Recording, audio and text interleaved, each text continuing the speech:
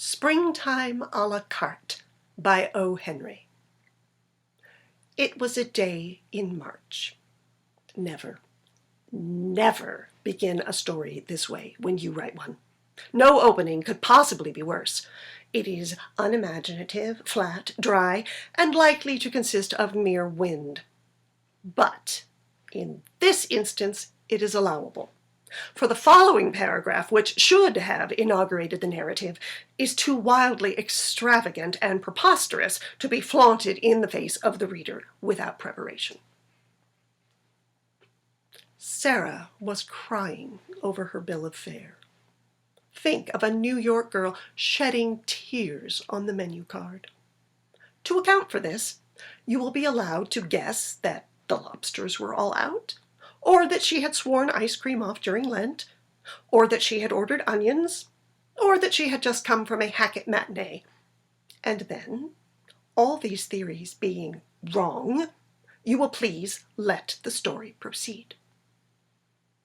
The gentleman who announced that the world was an oyster, which he, with his sword, would open, made a larger hit than he deserved. It is not difficult to open an oyster with a sword. But did you ever notice anyone try to open the terrestrial bivalve with a typewriter? Like to wait for a dozen raw opened that way? Sarah had managed to pry apart the shells with her unhandy weapon far enough to nibble a wee bit at the cold and clammy world within. She knew no more shorthand than if she had been a graduate in stenography just let slip upon the world by a business college.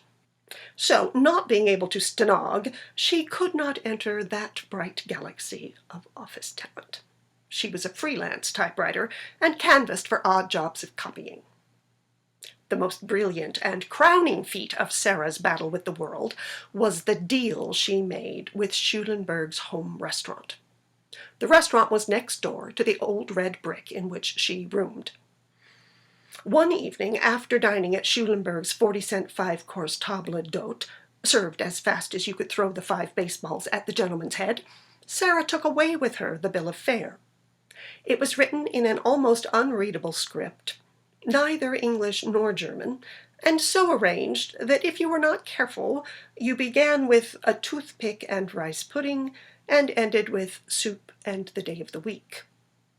The next day, Sarah showed Schulenburg a neat card on which the menu was beautifully typewritten, with the viands temptingly marshaled under their right and proper heads, from hors d'oeuvre to not responsible for overcoats and umbrellas.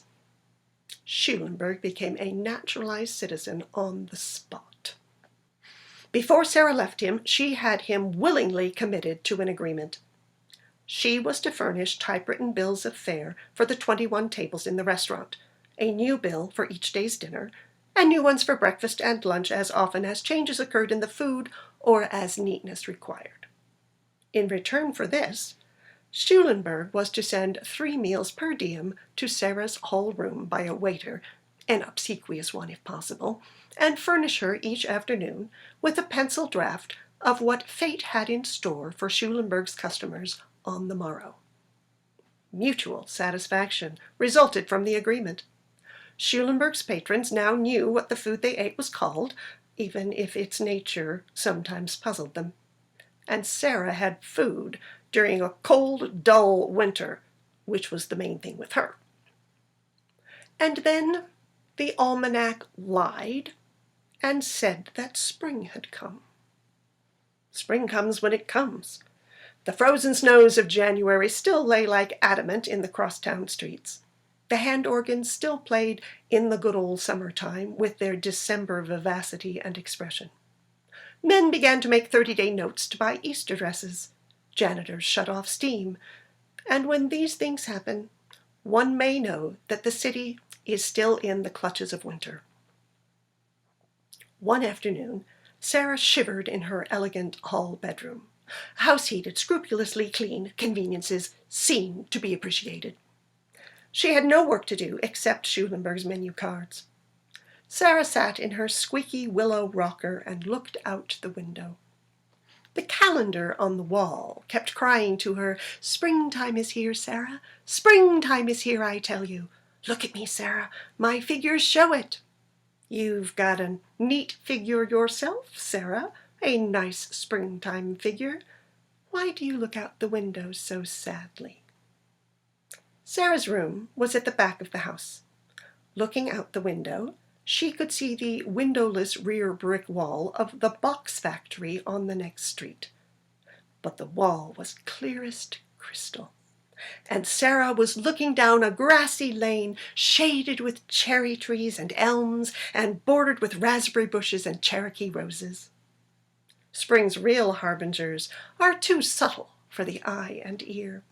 Some must have the flowering crocus, the wood-starring dogwood, the voice of bluebird, even so gross a reminder as the farewell handshake of the retiring buckwheat and oyster, before they can welcome the lady in green to their dull bosoms. But to old Earth's choicest kin there come straight, sweet messages from his newest bride, telling them they shall be no stepchildren unless they choose to be. On the previous summer, Sarah had gone into the country and loved a farmer. In writing your story, never hark back thus. It is bad art and cripples interest. Let it march, march. Sarah stayed 2 weeks at Sunnybrook Farm. There she learned to love old Farmer Franklin's son, Walter. Farmers have been loved and wedded and turned out to grass in less time. But young Walter Franklin was a modern agriculturalist. He had a telephone in his cowhouse, and he could figure up exactly what effect next year's Canada wheat crop would have on potatoes planted in the dark of the moon. It was in this shaded and raspberried lane that Walter had wooed and won her, and together they had sat and woven a crown of dandelions for her hair. He had immoderately praised the effect of the yellow blossoms against her brown tresses, and she had left the chaplet there and walked back to the house swinging her straw sailor in her hands. They were to marry in the spring, at the very first signs of spring, Walter said, and Sarah came back to the city to pound her typewriter. A knock at the door dispelled Sarah's visions of that happy day. A waiter had brought the rough pencil draft of the home restaurant's next-day fare in old Schulenberg's angular hand. Sarah sat down to her typewriter and slipped a card between the rollers. She was a nimble worker. Generally, in an hour and a half, the 21 menu cards were written and ready. Today there were more changes in the bill of fare than usual. The soups were lighter. Pork was eliminated from the entrees, figuring only with Russian turnips among the roasts. The gracious spirit of spring pervaded the entire menu.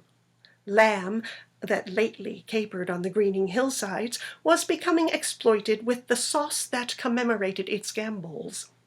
The song of the oyster, though not silenced, was diminuendo con amore. The frying pan seemed to be held inactive behind the beneficent bars of the broiler. The pie list swelled. The richer puddings had vanished. The sausage, with his drapery wrapped about him, barely lingered in a pleasant thanatopsis with the buckwheats and the sweet but doomed maple. Sarah's fingers danced like midges above a summer stream.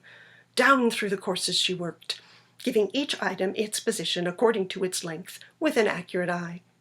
Just above the desserts came the list of vegetables: carrots and peas, asparagus on toast, the perennial tomatoes and corn and succotash, lima beans, cabbage, and then Sarah was crying over her bill of fare.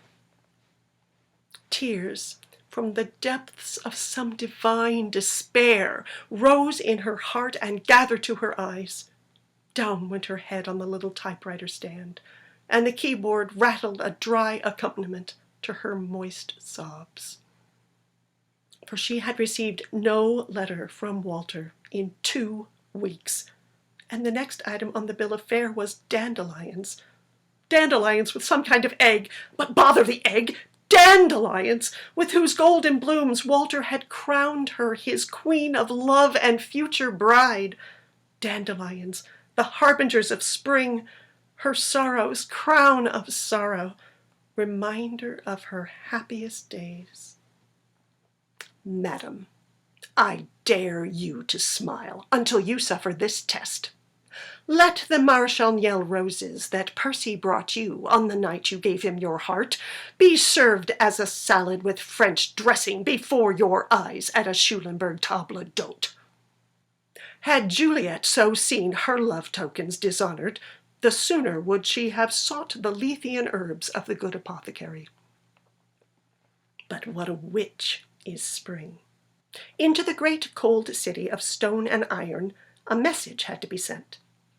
There was none to convey it but the little hardy courier of the fields with his rough green coat and modest air. He is a true soldier of fortune, this Dent de Lion, this lion's tooth, as the French chefs call him. Flowered, he will assist at love-making, wreathed in my lady's nut-brown hair. Young and callow and unblossomed, he goes into the boiling pot and delivers the word of his sovereign mistress. By and by Sarah forced back her tears. The cards must be written, but still in a faint golden glow from her dandy leonine dream, she fingered the typewriter keys absently for a little while, with her mind and heart in the meadow lane with her young farmer. But soon she came swiftly back to the rock-bound lanes of Manhattan, and the typewriter began to rattle and jump like a strike-breaker's motor car. At 6 o'clock, the waiter brought her dinner and carried away the typewritten bill of fare. When Sarah ate, she set aside, with a sigh, the dish of dandelions, with its crowning ovarious accompaniment. As this dark mass had been transformed from a bright and love-endorsed flower to be an ignominious vegetable, so had her summer hopes wilted and perished. Love may, as Shakespeare said, feed on itself, but Sarah could not bring herself to eat the dandelions that had graced as ornaments the first spiritual banquet of her heart's true affection. At 7:30, the couple in the next room began to quarrel.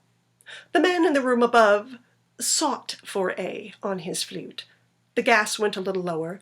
3 coal wagons started to unload, the only sound of which the phonograph is jealous. Cats on the back fences slowly retreated toward Moncton. By these signs, Sarah knew that it was time for her to read. She got out The Cloister and the Hearth, the best non-selling book of the month, settled her feet on her trunk, and began to wander with Gerard. The front doorbell rang. The landlady answered it.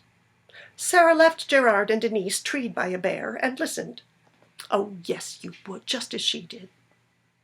And then a strong voice was heard in the hall below, and Sarah jumped for her door, leaving the book on the floor and the first round easily the bear's. You have guessed it. She reached the top of the stairs just as her farmer came up 3 at a jump and reaped and garnered her, with nothing left for the gleaners. Why haven't you written? Oh, why? Cried Sarah. New York is a pretty large town, said Walter Franklin. I came in a week ago to your old address.